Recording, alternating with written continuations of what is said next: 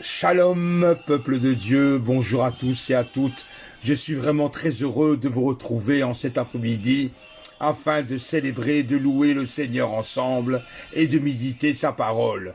J'espère que vous avez passé un bon culte ce matin à l'assemblée ou à l'église afin que vous soyez fortifiés dans le nom du Seigneur.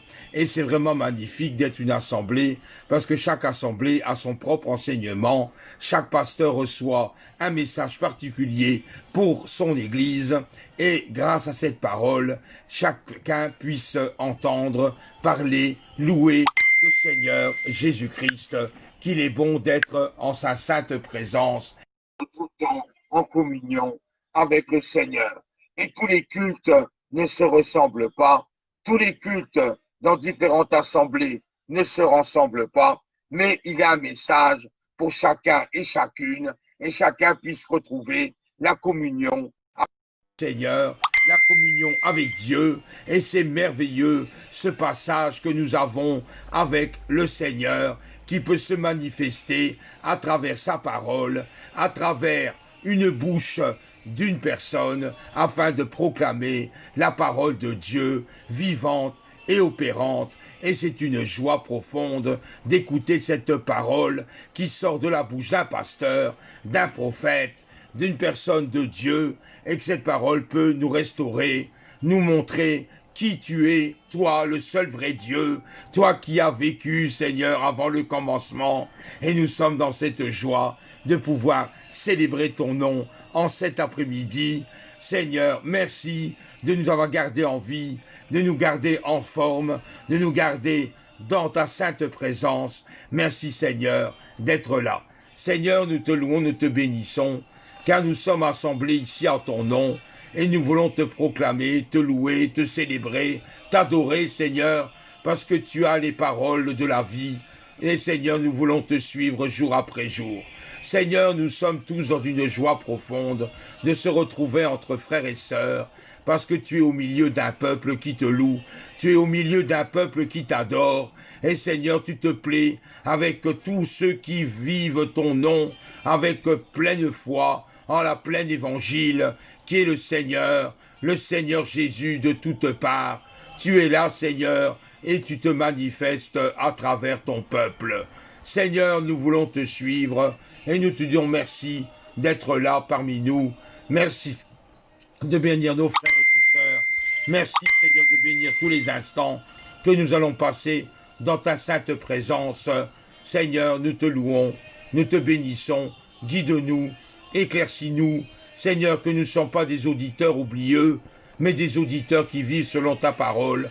Permets que nous soyons attentifs à tout ce qui va se dire par ta parole, que nous ne sommes pas des auditeurs oublieux, mais des personnes qui veulent te suivre jour après jour, avec un amour puissant, un amour éternel pour toi, Seigneur. Nous te remercions parce que tu es notre Dieu tout-puissant.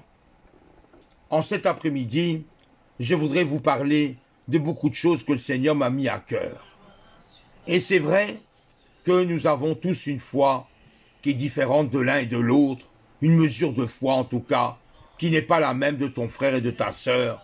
Mais ce qui nous empêche de grandir, c'est des fois notre doute et l'incrédulité qui peut surgir dans notre cœur. Nous croyons en Dieu, nous avons foi en lui, mais dans différentes circonstances, nous baissons facilement nos bras et nous pensons que Dieu ne peut pas accomplir telle ou telle situation parce qu'on pense que notre problème est tellement insignifiant ou tellement grand que Dieu ne peut pas nous exaucer et ne peut pas remplir nos problèmes, nos difficultés vers une solution qui est la sienne. Et bien souvent, nous sommes des chrétiens et des chrétiennes qui sont chancelants, qui sont comme une âme en peine, qui ont un cœur triste, un cœur qui n'est pas dans la joie, parce que nous limitons la puissance du Seigneur par notre raisonnement intellectuel et par notre raisonnement intérieur. Quand Dieu va agir, on lui dit stop, je vais agir de mon propre moi. Seigneur, permets que je m'occupe de mon problème, de moi-même. essaie de me défendre, essaie d'argumenter, et je dis stop Seigneur, d'abord moi, et ensuite toi tu peux intervenir, mais en dernière solution. Nous ne laissons pas le Seigneur agir puissamment en avant, en disant Seigneur, je décline, je me rends, fais de moi ton instrument, fais de moi ce que tu as envie de faire de tes propres mains, non pas ma volonté, mais la tienne. Et bien souvent, face à des situations, nous essayons de nous lamenter, nous essayons de nous plaindre, nous pleurons, nous révoltons contre le Seigneur et nous ne sommes pas d'accord par notre position et nous ne laissons pas le Saint-Esprit agir librement dans notre vie. Le Seigneur désire faire une œuvre particulière dans ta vie, mais tu ne peux pas l'obstruer, tu ne peux pas le bloquer par ton intelligence et ta façon de réfléchir et ta façon de penser. C'est comme si qu'une rivière passe et tu mets un barrage avec des cailloux. L'eau à un moment donné ne sait plus passer de l'autre côté et l'eau reste en arrière et l'eau ne sait plus aller de l'autre côté parce que tu as mis une barrière. C'est un peu ça la parole de Dieu.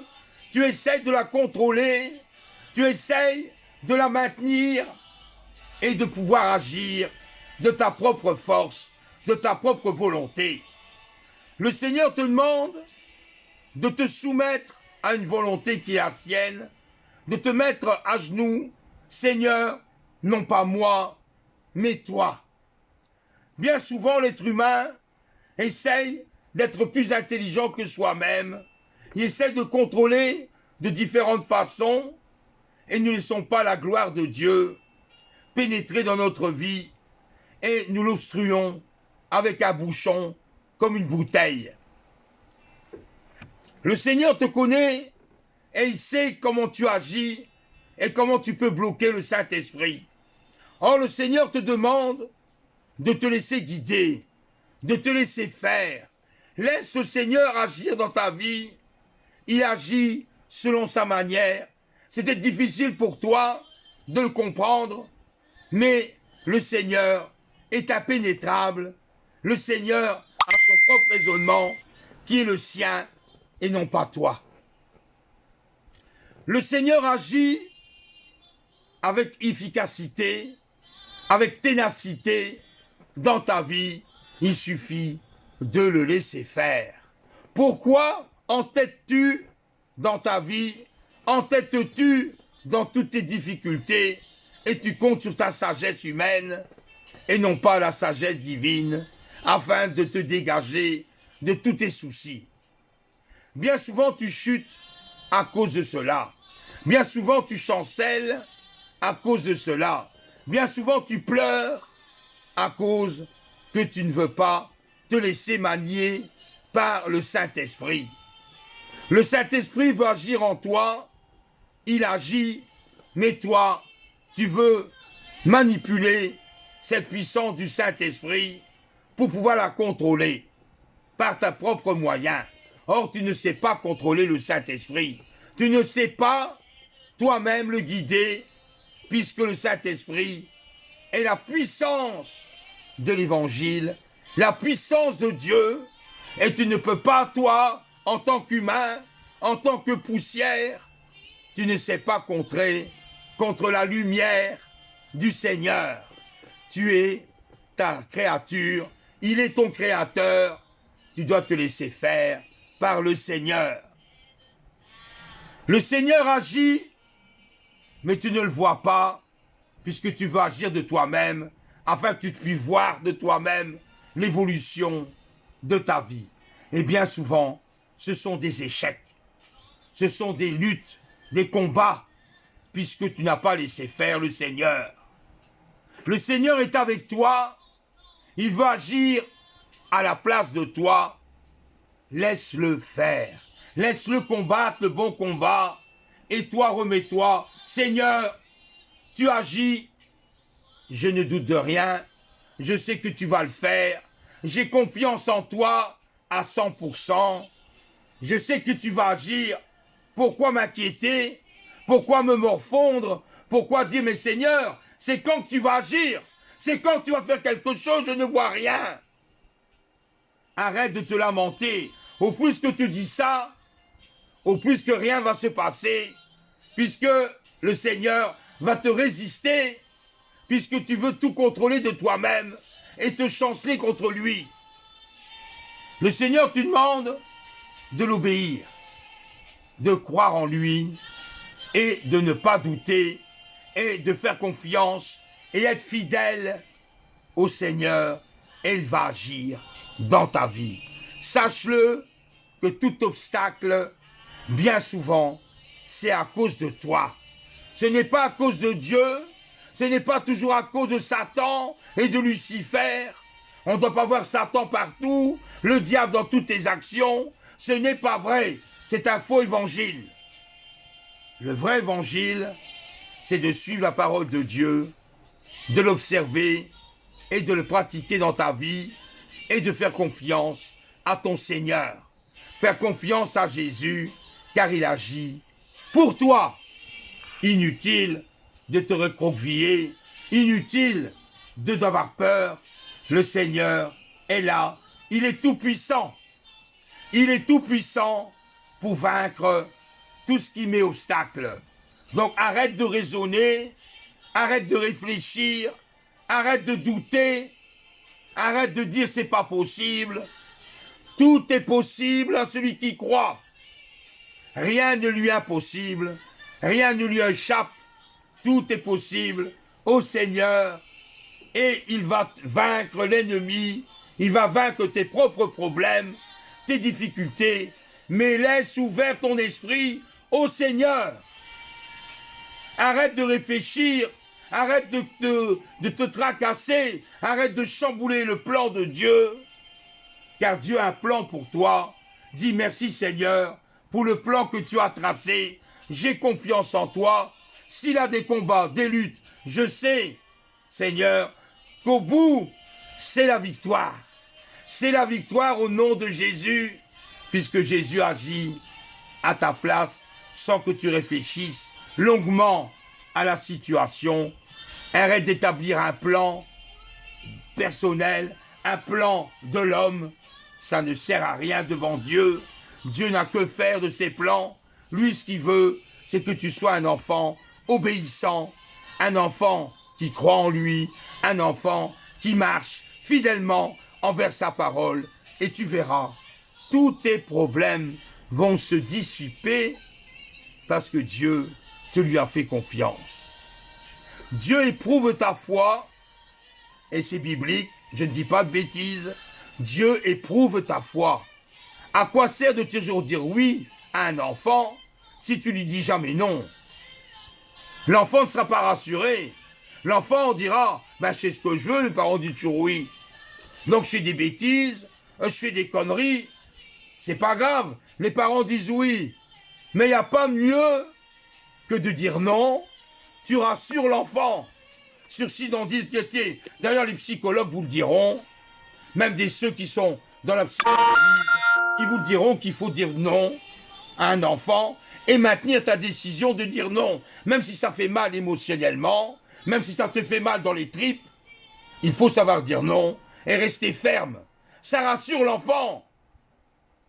Dieu t'éprouve dans ta foi, vois jusqu'où tu peux aller, jusqu'où ton degré de confiance en Dieu en est. Et en même temps, tu te rends compte, puisque tu vois les combats, Seigneur, je prie pour les combats, c'est difficile, j'ai mal à ma tête, je suis fatigué, mais Seigneur, je compte sur toi. Il y a encore un combat qui arrive, une difficulté. Oh Seigneur, mais qu'est-ce qui se passe? Pourquoi j'ai vu que je vis ça? Pourquoi Seigneur? Je prie, je suis là, mais il y a tellement d'obstacles, Seigneur. Tu permets tout cela. Mais qu'est-ce qui se passe? Pourquoi tu n'exauces pas mes prières? Pourquoi je dois pleurer? Le Seigneur te connaît. Elle va tout faire pour que tu sois dans cet émoi. Et il va dire, mais arrête de te débattre. Arrête de te mettre dans tous ces états. Regarde-moi. Suis-moi. observe ce que j'ai pour toi, mais sois tranquille, car je suis avec toi. Ah, merci Seigneur. Mais quelle agitation que j'avais à ce moment-là. J'étais énervé, j'étais stressé, j'en pouvais plus. Mais avec tes paroles, avec la fidélité que j'ai vers toi et la recommandation de ne pas douter, de ne pas chanceler, de ne pas faire n'importe quoi, mais s'attacher à toi. Là, Seigneur, j'ai compris ma leçon, j'ai compris ce que tu veux, que je sois fidèle à toi, que je sois confiant, et je sais que rien ne peut m'arriver, je ne manquerai de rien, parce que je suis avec toi, dans un amour profond, dans tous les combats, toutes les difficultés, je les mets derrière moi. Seigneur, agis, je me laisse faire, tu es mon Seigneur, tu es mon Dieu, tu ne me laisseras pas au bout d'un gouffre, mais tu me sortiras parce que tu m'aimes, Seigneur. Et ça, j'en suis sûr, que tu m'aimes, donc je n'ai pas à craindre, je n'ai pas à me noyer dans les problèmes, mais tu vas me laisser sortir de ces problèmes, et j'aurai une victoire avec toi. Merci Seigneur. Nous sommes tous humains, nous avons tous nos limites, c'est vrai, nous avons tous nos caractères, mais des fois un caractère bien trempé n'est pas toujours dans la gloire de Dieu. Un caractère qui ne ressemble pas à Jésus, et des fois un caractère bien, on est des fois dur, on est des fois insensible, on n'est pas loyal, on est déloyal, on est vraiment dans une position des fois de méchanceté, puisque notre caractère s'endurcit selon les circonstances de la vie. Avant, j'étais très calme, très doux, très sincère, mais à force de vivre des épreuves, je deviens plus dur, plus sec devant les gens. Quand je parle, je leur dis mes 4 vérités, je ne me laisse plus faire, je dis ce que je pense d'eux, qu'importe s'ils sont blessés, moi, je pense. Et finalement, on en vient à des situations caractérielles où on devient difficile à gérer. Même dans un couple, ben, des fois c'est difficile pour la femme ou l'homme de pouvoir s'accommoder avec un caractère qui n'est pas piqué des vers, comme on dit. Un caractère qui ne cesse vraiment pas fléchir facilement. Je veux que cette serviette soit sur la table comme ça, en 4. Je ne veux pas qu'elle soit en pliée en 2. Et ça vient des discussions. Je veux que mon assiette soit à telle position et je ne veux pas qu'il soit dans notre position. Je veux que ma fourchette soit là et pas d'autre côté. On en vient à des discussions finalement un peu centristes et un peu égoïstes où on pense qu'à soi-même. Et on en vient à des discussions dans le couple, à ne plus laisser le Seigneur au milieu du couple et à se divulguer, d'arracher par rapport à une solution qui est toute simple, celle de s'approcher de Dieu et demander sa position. Or, notre caractère, il y a moyen de le modeler, pas de toi-même, parce que tu ne sais pas t'arranger toi-même, mais il n'y a que le Seigneur qui peut arranger les choses.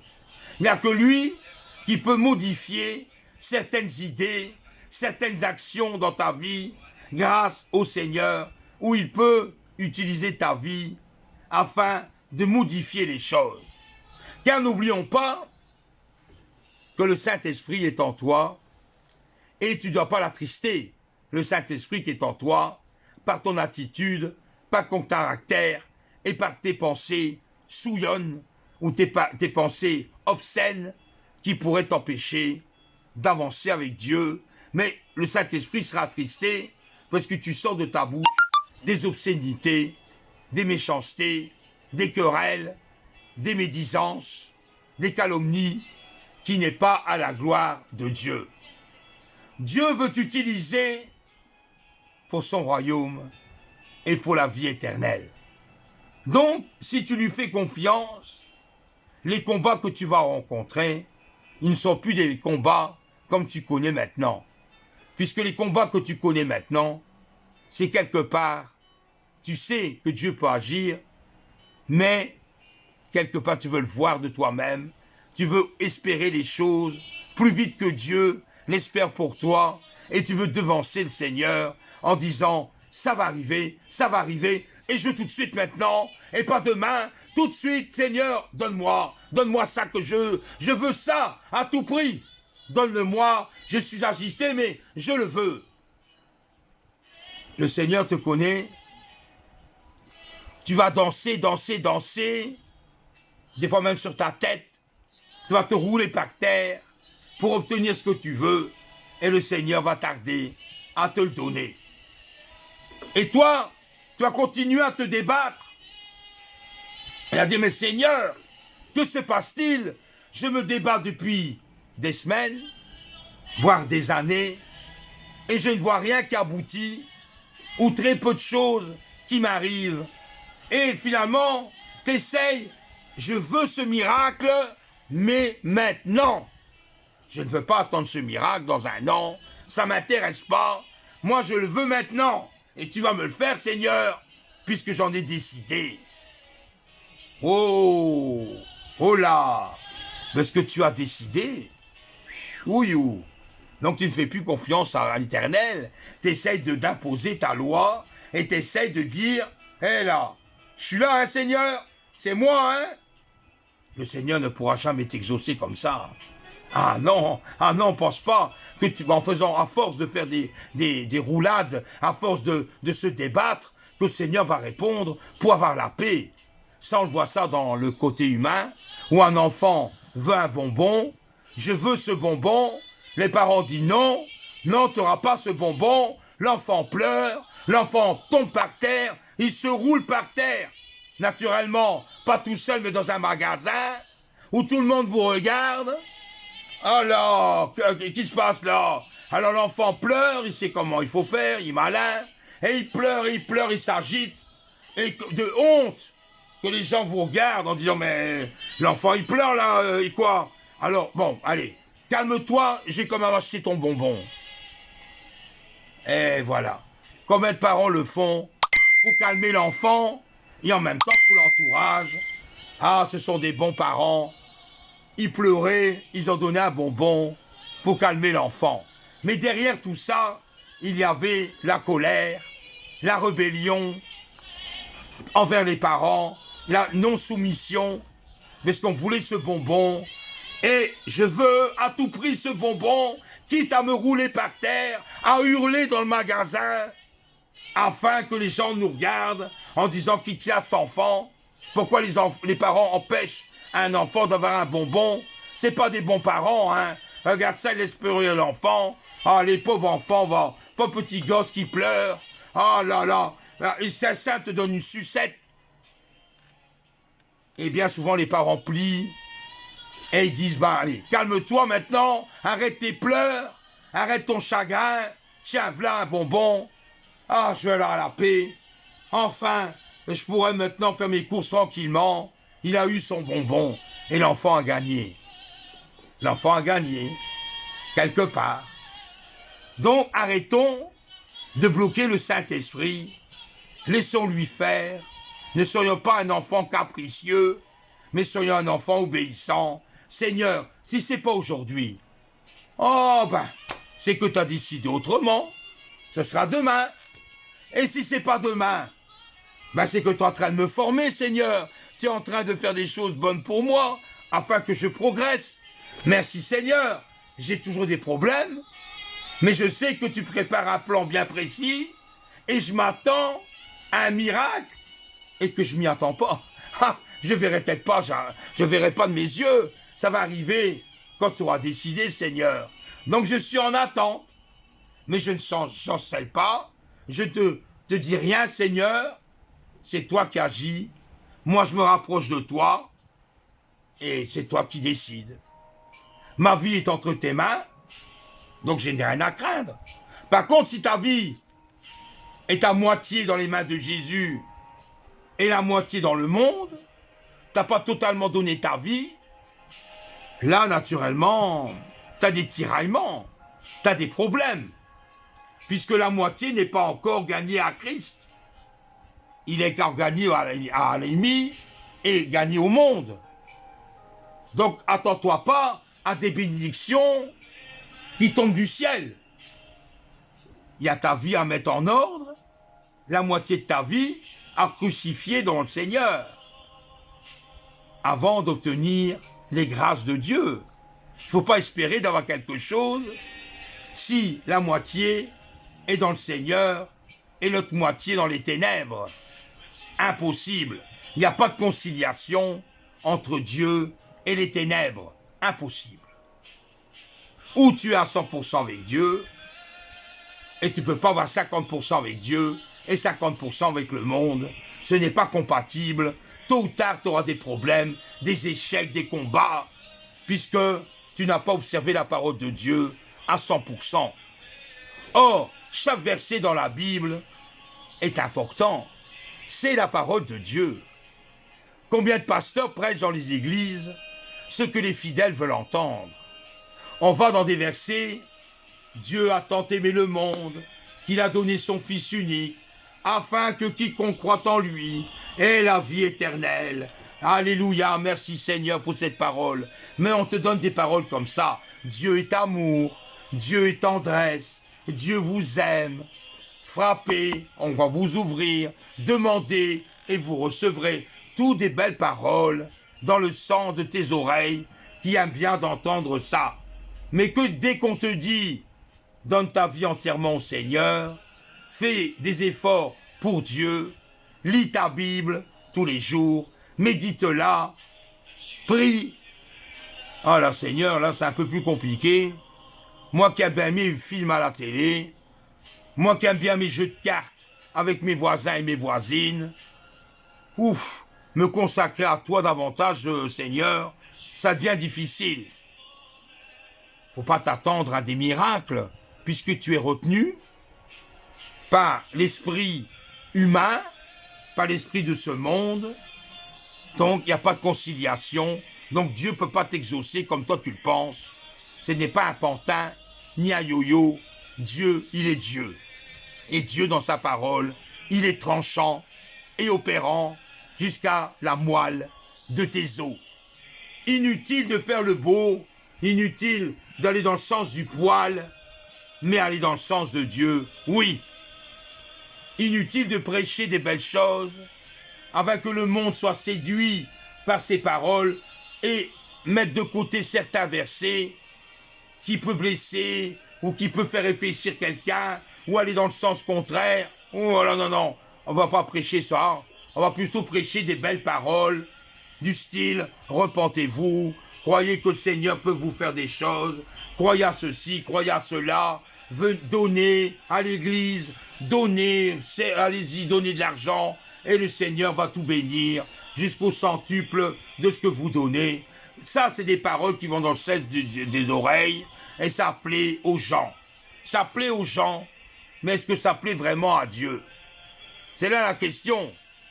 Puisque le pasteur, avant tout, c'était qu'un homme, inspiré de Dieu, certes, mais s'il s'inspire de la chair, ou s'il s'inspire de certains mouvements, est-ce qu'il est vraiment encore dans l'esprit de Dieu? Est-ce qu'il est vraiment dedans? On reconnaît l'arbre à son fruit, on reconnaît le serviteur de Dieu, à ce qu'il porte sur lui, est-ce qu'il y a derrière lui? Et si tu ne le vois pas, tu ne sais pas si vraiment il marche selon la parole de Dieu, et on ne sait pas, et on doute. Et le doute, c'est le contraire de la foi, puisque c'est impossible de douter et avoir la foi en même temps.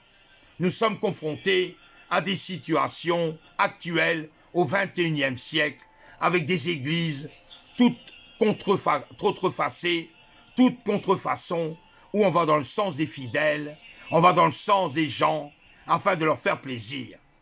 Tu es homosexuel, il n'y a pas de problème, le Seigneur te bénira. Vous deux qui êtes devant moi, je vous bénis. Vous êtes homosexuel, il n'y a pas de souci. Dieu est avec vous. Tu as fait l'avortement, ce n'est pas grave. Dieu connaît pourquoi tu t'es avorté. Il n'y a pas de souci, Dieu sait les raisons. Tu mens, ben demande au Seigneur, il va pardonner. Mais essaie de ne plus mentir, s'il te plaît. Essaie de faire juste. Ah, tu fais des tatouages sur ton dos? Bon, les tatouages, tu sais, c'est pas très important, mais bon, fais un petit tatouage là dans le dos ou sur le cou. Pourquoi pas, tout le monde le fait. Pourquoi pas toi? Tu fumes des cigarettes?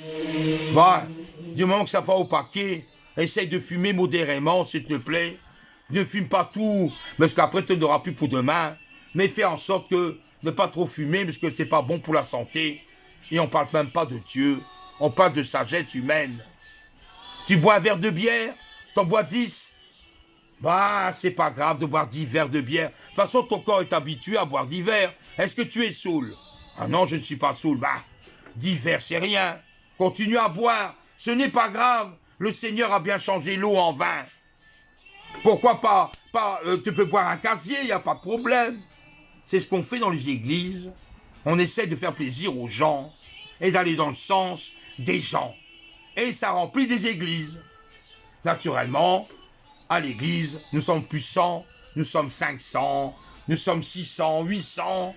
Et on aime le Seigneur, et on écoute des discours, et on est heureux, on claque des mains, on danse, on fait les drapeaux, alléluia, certains se jettent par terre, on crie, ouh, on hurle dans l'église, on fait du bruit tant qu'on peut, ça fait plaisir, et les gens sont contents, les enfants aiment ça, mettent la musique, on met du rap chrétien, on met de l'hard rock chrétien, on met du disco chrétien, et oui, pourquoi pas dans toutes les sauces, on met les jeunes dans l'église devant l'estrade, avec des jeans troués, avec des jeans découpés, les jeunes filles s'habillent en décolleté, avec des habits très serrants pour qu'on voit les formes de leur corps, mais ce n'est pas grave, puisque le Seigneur est ici, ce n'est rien d'aguicher l'homme, d'aguicher la femme, ce n'est pas grave.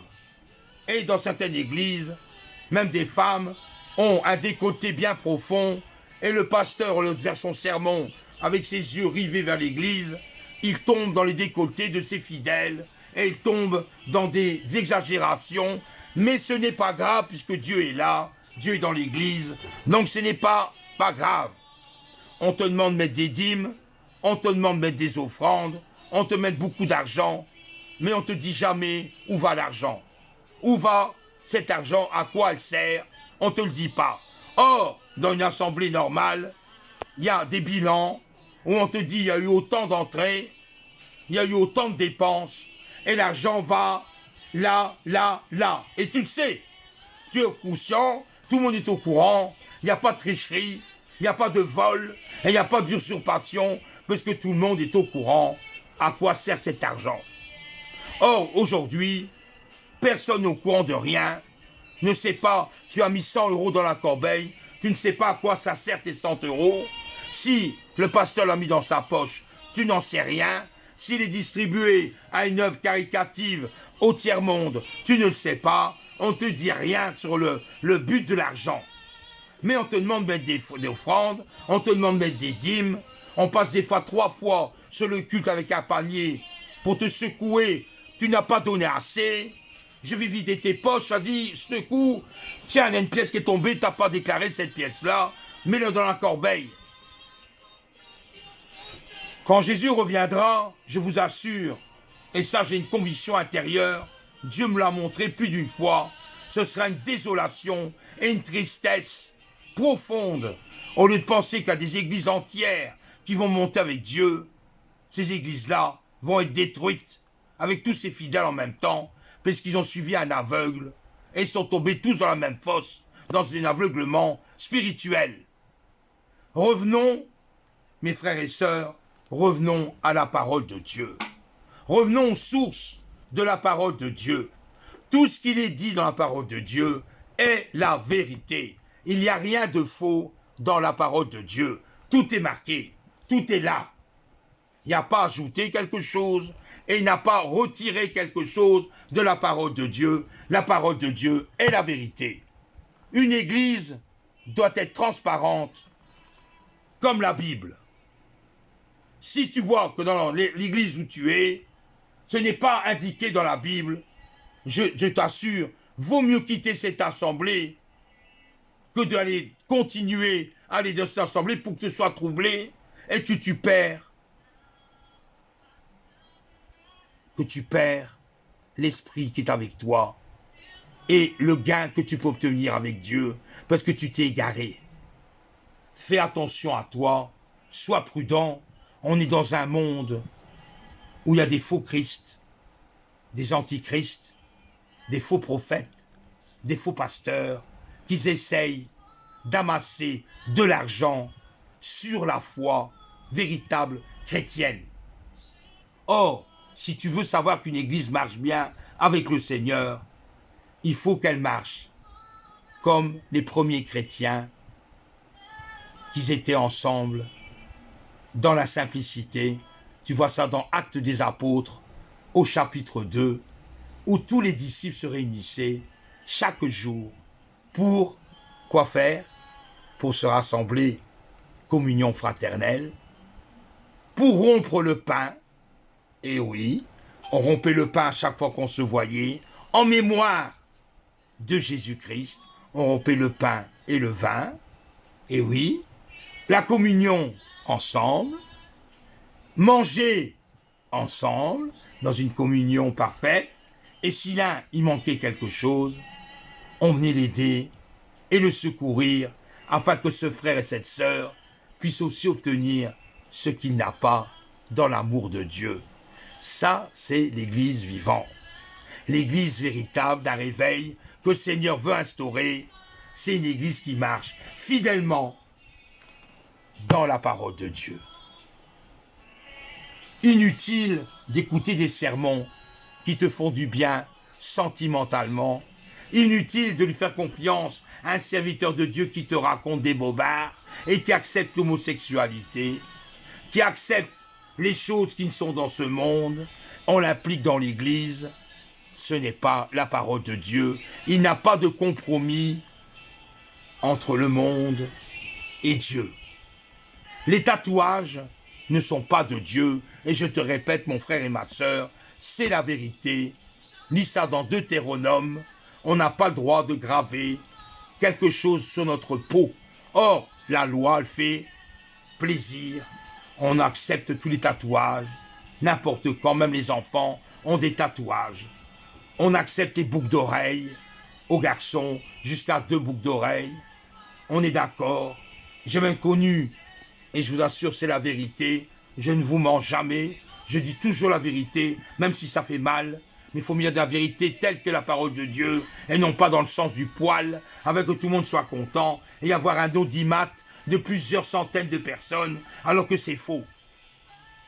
Je dis la vérité, un serviteur de Dieu un jour a dit, par prophétie, donc vous vous rendez compte que c'est Dieu qui parle à travers cet homme, entre guillemets, et il parlait avec un homme qui était rempli de tatouages, de la tête aux pieds, on va dire ainsi. Il n'avait même plus 1 centimètre carré pour mettre un tatouage. Tu feras une église de tatoués. Où va-t-on dans cet argument?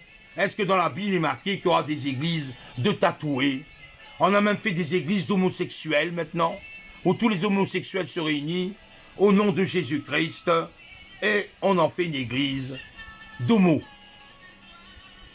On fait des églises où il n'y a que les hommes seuls qui peuvent aller, les femmes ne peuvent pas le fréquenter, cette église-là, puisque c'est l'homme qui est en prédominant, la femme elle doit rester chez elle pendant les cultes, et il n'y a que le mari qui va au culte.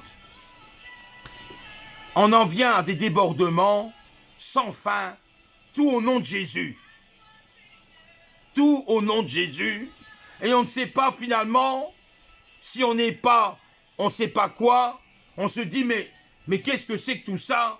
L'un dit ceci, l'autre il dit cela, on ne sait plus, dans un marasme confond, on accepte même des hommes, et je vous assure que c'est la vérité, qui viennent à l'église en travesti.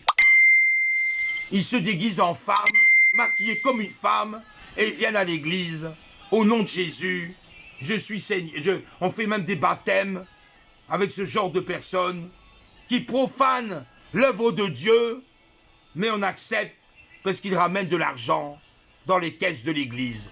Désolé, mais c'est la vérité. Je ne veux pas aller contre, mais je vous dis sincèrement, faites attention. Il y a des pasteurs qui roulent avec des Jaguars, avec un luxe, un dernier GSM, à 1500 € le GSM, avec un écran plasma, le dernier cri à 145 cm, voire 170 cm, un vrai écran géant, alors qu'il y a des paroissiens, il y a des fidèles dans l'église, qu'ils ont du mal à mettre les deux bouts ensemble. Et on appelle ça l'œuvre de Dieu. Faites attention mes frères et sœurs, soyez vigilants, je vous mets en garde.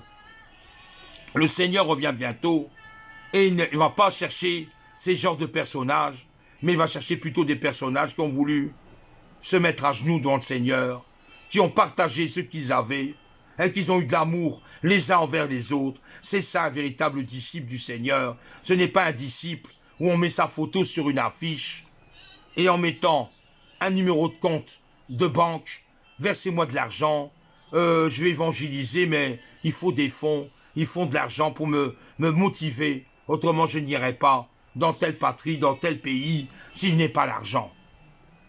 On en vient à ça, mes frères et sœurs, on en vient à ça, et regardez un peu dans toutes les églises que vous voyez sur Facebook, sur YouTube, où on voit des cultes en direct, voyez un peu des fois le luxe qui se trouve dans l'église. Et sur les serviteurs de Dieu, on envoie des médailles, des chaînes en or, des bling-bling, comme je vais dire comme ça, des grosses bagues, des chevalières, qui coûtent très cher. Et on parle de Jésus, on parle de que Jésus était simple, qu'il n'était pas riche. Et quand tu vois ces gens-là, on se dit, mais il prêche ça et lui fait le contraire. J'ai même vu, et ça c'est la vérité encore une fois, dans un village où tous les gens étaient à genoux quand le pasteur passait, et il ne passait pas n'importe comment, il passait avec une limousine, une longue voiture de 10 à 15 mètres de long, et tout le monde était à genoux, lui descendait en costume cravate, Lacoste, pas n'importe quel habit évidemment, des habits qui coûtent très cher, greffés par un couturier célèbre, il descend avec des nouvelles chaussures en crocodile, donc dernier cri, à 500-600 € la paire de chaussures, ça descend de sa voiture, et encore c'est pas lui qui ouvre la porte, ce sont un fidèle qui lui ouvre la porte de la voiture, et il se met à genoux quand que le pasteur passe. On a mis un petit tapis rouge déroulé pour qu'il ne puisse pas salir ses chaussures. Tout le monde crie Alléluia, merci Seigneur, gloire à Dieu, et on baisse la tête contre terre parce qu'on n'a pas le droit de le regarder. Et quand il passe, il a un air arrogant, il a un air hautain, et il se dit serviteur de Dieu. Et tout le monde est là comme des petits moutons qui ont peur devant un homme de Dieu soi-disant, et qui accomplit des miracles et des prodigues au nom de Jésus. Et on le voit, riche, on a vu sa maison, c'était pas une petite maison avec des tôles ondulées comme certains de ses fidèles, mais c'était dans un luxe incomparable, un château avec toute une horde de personnes qui servent ce pasteur à la couture, aussi bien au dîner, à l'entretien du jardin, à l'entretien de sa chambre, et c'était un luxe incroyable. Mais Dieu, où est-il là-dedans? Voilà la question. Je vous laisse dans cette réflexion. Je ne critique pas, je ne juge personne, mais je vous le dis tel qu'il est. Faites attention aux églises actuelles, faites attention, ce n'est pas ceux qui chantent en masse, ceux qui crient, qui dansent en haut, qui sont quelque part du Seigneur. C'est des fois du théâtre, un théâtre bien organisé, bien orchestré, pour se laisser séduire notre chair et par l'ambiance qui règne dans l'église. Or, si on écoute un peu plus attentivement notre oreille, et si on a un peu de discernement spirituel, on s'en rend compte que finalement, ce n'est pas Dieu qui règne dans cette église, mais c'est la gloire de l'homme et sa rayonnance. Je vous mets en garde simplement dans le Seigneur. Je n'ai pas à vous influencer, je n'ai pas à vous dire des choses contraires à la parole de Dieu, parce que ce n'est pas mon rôle. Moi, je vous dis ce que je vois par rapport au Seigneur, c'est tout. Ça blesse, ça peut que blesser certaines personnes qui y vivent. Certaines personnes seraient peut-être en colère contre moi, puisque j'avoue des vérités, mais qu'importe. C'est le Seigneur que je sers, ce n'est pas un homme. C'est Jésus que je veux servir de toute ma vie. Je veux le servir et je dénonce ce genre de pratique. Je dénonce ces serviteurs, ces faux serviteurs de Dieu qui séduisent un peuple nombreux à tomber tous dans un même fossé et qui ne voient pas clair. Je tourne la page Et le nom puissant du Seigneur est quelque part magnifique. Maintenez la puissance de Dieu par une vie de foi continuelle en Jésus-Christ.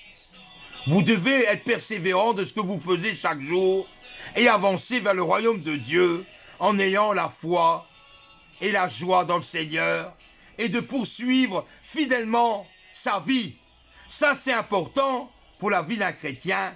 La puissance de Dieu intervient dans ta vie si tu suis fidèlement ce que Dieu te demande de faire et non pas satisfaire ta chair, ni satisfaire un homme ou une femme de ton entourage. C'est toi qu'on parle, ce n'est pas de ton voisin, ni de ton église, ni de ton pasteur, mais c'est toi.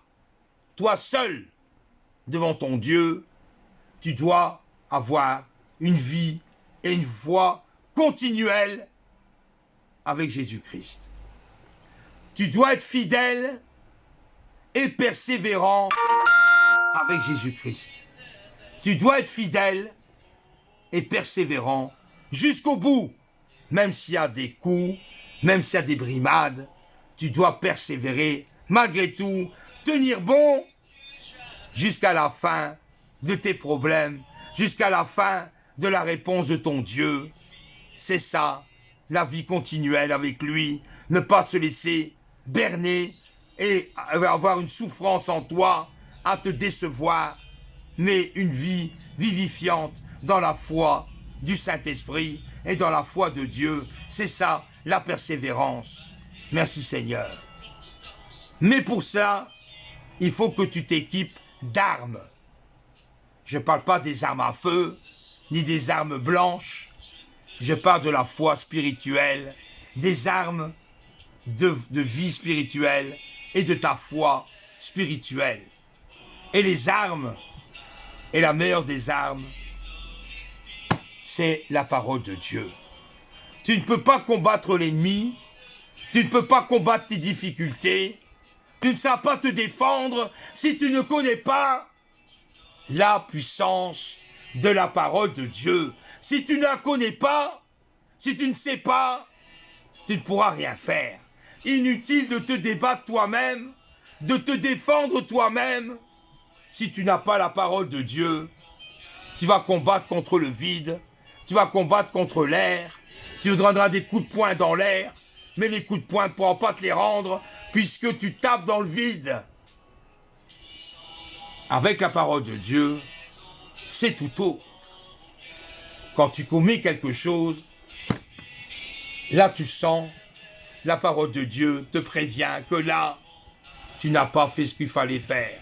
Et tu vas recevoir, là tu sens que tu as mal, puisque la Bible te fait mal, la parole de Dieu, et tu dis à Seigneur, j'ai commis une faute, là j'ai senti ta parole sur moi, j'ai senti que finalement, je dois me repentir, puisque tu as touché ma tête, et je sais que ça fait mal, et au plus que j'ai frappé fort, au plus que je vais avoir mal, physiquement, mais c'est une image pour vous dire que la parole de Dieu est puissante et opérante, et qu'il faut continuer à suivre cette parole, à le lire, à le méditer, afin que ta foi grandisse. Il n'y a pas de miracle. Au plus que tu vas lire la Bible, au plus que ta foi, qu'elle était comme un grain de sénévé, va devenir un fruit magnifique, comme un pastèque. Vous voyez un peu le pastèque, il est comme ça. Et au départ, c'était une petite graine. Et notre foi grandit à devenir un pastèque si nous lisons la parole de Dieu. Au départ, ce sera un petit fruit. Ensuite, ça va devenir une petite pêche ou un petit abricot. Ensuite, ça va devenir un melon. Et au fur et à mesure, ça va devenir un pastèque, un gros fruit, puisque tu as cru à la parole de Dieu et tu as fait confiance en la parole de Dieu et tu as eu foi en la parole de Dieu et mes difficultés vont s'en aller, tous mes problèmes vont se dissiper puisque je connais la parole de Dieu et je sais ce qui est bon pour moi et l'ennemi sera écrasé et tous tes problèmes, ils seront détruits par le feu du Saint-Esprit. Et qu'on a fait tout ça, il manque encore quelque chose, c'est la prière. La prière. Vous parlez avec vos amis, vous parlez avec votre famille, vous parlez avec des gens que vous connaissez, et certains, ils vont passer du temps, une demi-heure, une heure, en échange avec la personne, dans une école, un enfant, pendant 8 heures, qui est à l'école, il entend sa maîtresse ou son maître d'école lui parler du calcul, du français, de la géographie, de l'histoire, des sciences.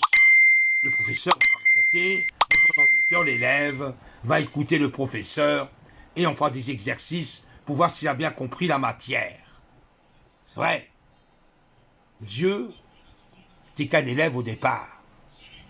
Et l'élève écoute son professeur. Finalement, l'élève acquiert sa connaissance en écoutant son prof et on grandit par rapport au prof au fur et à mesure que la matière avance. Or, la matière, au départ, était une page.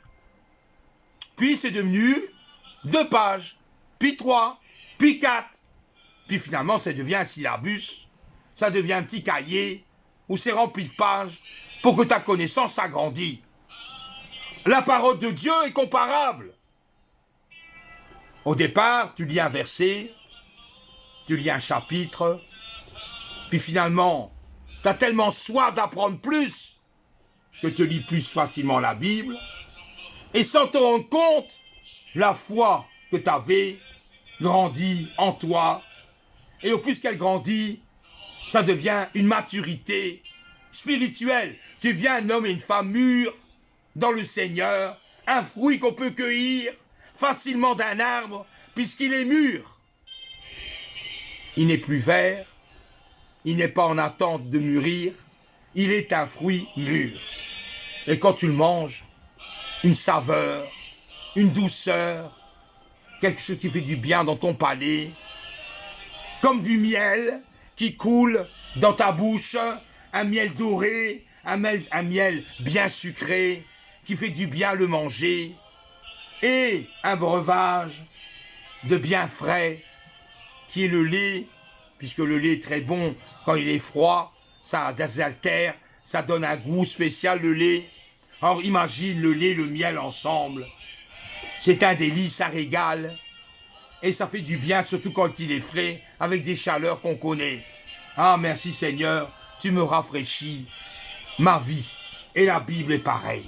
C'est un livre où il y a le miel, il y a le lait, il y a la douceur, la tempérance, l'amour et tout ce qui s'ensuit pour ta vie de tous les jours et pour ta vie spirituelle et ta vie que tu marches avec Dieu.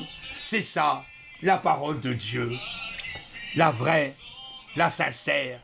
Et si on veut marcher droit dans le Seigneur, nous devons la lire et la méditer chaque jour. Et surtout à côté de cela, la prière. Priez, persévérez dans la prière, croissez dans la prière, marchez dans la prière, entreprenez des choses dans la prière. La prière ouvre les portes à tout. La prière est la clé de toutes les portes que tu rencontres. La clé de tes problèmes. Prends la clé de la prière pour ouvrir la porte de tes problèmes. Et quand tu ouvres cette porte, revêt-toi de puissance de Dieu. Épluche chaque problème, chaque dossier qui te harcèle, qui te bloque dans ta vie spirituelle. Mets-le à la lumière de la parole de Dieu et tous tes dossiers, ils vont disparaître devant toi, un à un, puisque tu t'es remis complètement devant le Seigneur. Tu t'es mis complètement en appui sur lui. Seigneur, tous mes problèmes sont partis parce que j'ai eu confiance en ta parole. J'ai eu confiance, je ne doute plus. Je n'ai plus à douter, puisque toi-même, tu as fait quelque chose de merveilleux dans ma vie. C'est la parole de Dieu. Et je vais la lire maintenant. Désormais, je prends une résolution de la lire davantage, de la méditer et de me laisser poursuivre par le Saint-Esprit et par la parole de Dieu. C'est important. Mais Seigneur, j'ai tout essayé, la prière, la lecture de la Bible, la méditation. Je suis quelqu'un de très croyant, Seigneur. Ne crois pas que je suis persévérant. J'ai des problèmes, c'est vrai. J'ai beaucoup de difficultés dans ma vie. J'ai un tas de soucis que je n'arrive pas à percer, même dans mon couple. Mais Seigneur, mais que se passe-t-il? J'ai beau prier, j'ai beau méditer, j'ai beau lire ta parole, j'ai fait tout ce que je fais, j'essaie de marcher fidèlement en toi, Seigneur, j'essaie de ne pas commettre de péché, j'essaie de ne pas commettre des bêtises, mais Seigneur, pourquoi? Et là, le Seigneur a une révélation spectaculaire, le jeûne. Le jeûne, le jeûne. Des victoires ont été opérées dans la prière et dans le jeûne. Et oui, le jeûne, on le néglige. On pense que c'est rien du tout le jeûne. Bof, on ne mange pas une journée. Ça n'a pas beaucoup de sens. Ben c'est faux. C'est faux et archi faux. Ne pense pas comme ça. Le jeûne a une puissance dans le jeûne. Souviens-toi, dans la parole de Dieu, des disciples ont voulu chasser un démon dans une personne. Ils n'y arrivaient pas. Ils n'ont pas arrivé. Pourtant, ils ont prié pour la personne. Ils l'ont chassé dans le nom de Jésus. Ils ont demandé le revêtement du Saint-Esprit. Mais le démon est resté dans la personne. Il n'a pas bougé. Les disciples, un peu déçus, ont été trouver Jésus. Jésus, maître, que se passe-t-il? Le démon ne nous obéit pas. Le démon ne veut pas bouger. Qu'est-ce que le maître a répondu? Il a répondu, ce type de démon ne sort que par la prière et le jeûne. Ah Seigneur, le jeûne. Le jeûne est important dans une vie de disciple, dans une vie chrétienne. Il y a des exaucements de prière, il y a des miracles, il y a des choses qui bougent dans notre vie avec le jeûne accompagné de prière. Donc si tu as des difficultés, tu as des problèmes, des combats dans ta vie, laisse un peu de côté ton alimentation terrestre, laisse un peu de côté tes repas et médite la parole de Dieu. Passe une journée complète dans la présence de Dieu et en fin de journée, tu auras la victoire dans le nom de Jésus puisque tu as jeûné et prié. Amen. Par ce genre de situation que tu traverses, il n'y a que le jeûne et la prière pour obtenir la victoire. Et oui, le Seigneur fait son œuvre, mais il faut aussi que tu fasses un effort. Ce n'est pas un jeûne de force ou un jeûne obligatoire. Je suis obligé aujourd'hui de jeûner. Si tu le vois comme ça, ce n'est pas la peine de commencer à jeûner. Laisse tomber, fais autre chose. Mais si dans ton cœur, tu dis je vais jeûner maintenant, et je sais pourquoi, pour que Dieu se manifeste en moi, et que sa gloire resplendisse sur moi, je vais jeûner. Et là tu prends une décision ferme, c'est toi qui la prends, pour le Seigneur. Pour Dieu, tu vas te sacrifier, afin qu'il réalise en toi ce que ton cœur demande. C'est ça la victoire avec Jésus. Donc je te conseille, c'est qu'un conseil, je ne t'oblige pas, quoi que ce soit, mais si tu vois que ça ne bouge pas, que ça reste stagnant, c'est que cette puissance est plus forte que tu le pensais, ce problème est plus puissant, enraciné que tu le pensais, malgré ta connaissance de la Bible, malgré ta connaissance dans la prière. Il y a un problème, c'est que j'arrive pas à passer au-dessus. Il faut jeûner et prier afin que ce miracle arrive dans ta vie. Et c'est une certitude, si tu jeûnes, tu pries, il ne peut que t'arriver un miracle dans ta vie. Tu ne peux pas faire autrement. C'est pas possible. Mais tu dois le faire d'un cœur sincère, d'un cœur fidèle, un cœur avec foi qui suit le Seigneur. Ta relation personnelle avec Dieu est aussi importante dans la vie d'un chrétien, c'est de se recueillir seul à seul avec Jésus. Seul à seul avec lui, dans n'importe quel endroit que tu te trouves. Ça peut être dans ta voiture, ça peut être dans un jardin, ça peut être dans ta chambre, dans un endroit où tu choisis que tu ne seras pas troublé, que tu ne seras pas embêté par l'environnement, par les bruits de tes voisins, mais toi, tu es seul avec ton Dieu. Et tu vas obtenir des résultats incroyables d'une communion avec le Seigneur, parce que tu as mis ta place avec lui, et en lui, tu as mis toute ta place avec le Seigneur, et tu sais qu'il va être plus que vainqueur dans le nom de Jésus. Donc, toute cette recommandation, tous ces discours que nous avons eus depuis 1 heure, à peu près, c'est pour la gloire de Dieu, c'est pour s'approcher de lui, c'est pour s'approcher d'un rocher vivant, un rocher qui veut ton bonheur, une pierre angulaire que personne ne connaît, que la personne spirituelle, la personne qui ouvre ses yeux sur le Seigneur, là il voit sa clarté de toutes choses. Donc, écoute bien toutes les paroles, trie ce qui te va pour toi, ce qui ne va pas beaucoup pour toi, et sache une seule chose, c'est que Dieu veut que tu suives sa volonté et non pas la tienne. Remets-lui totalement ta vie entre ses mains, fais-lui confiance, prie, aie une intimité particulière avec ton Dieu, jusqu'au jeûne avec lui. Même ses disciples jeûnaient. Même ses disciples à Jésus jeûnaient pendant qu'il était encore vivant. Ils jeûnaient.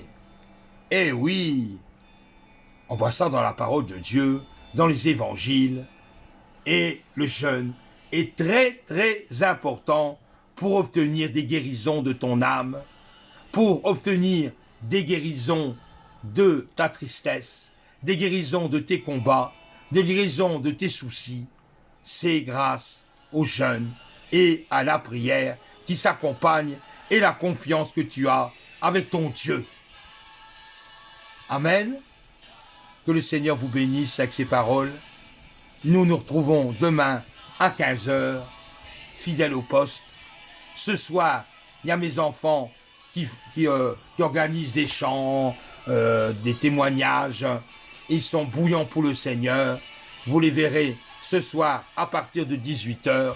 Bon, des fois, ils ont un léger retard, 18h30, grosso modo. Mais que le Seigneur puisse être avec eux aussi pour chanter, louer le Seigneur. En tout cas, moi, je vous dis à demain. Que Dieu vous garde. Et surtout, n'oubliez pas que toute chose concourt au bien de ceux qui aiment Dieu. Mais le Seigneur te demande de lui faire confiance sans cesse. Et à tout problème, il y a une solution. Et la seule solution, c'est Jésus de Nazareth. Amen.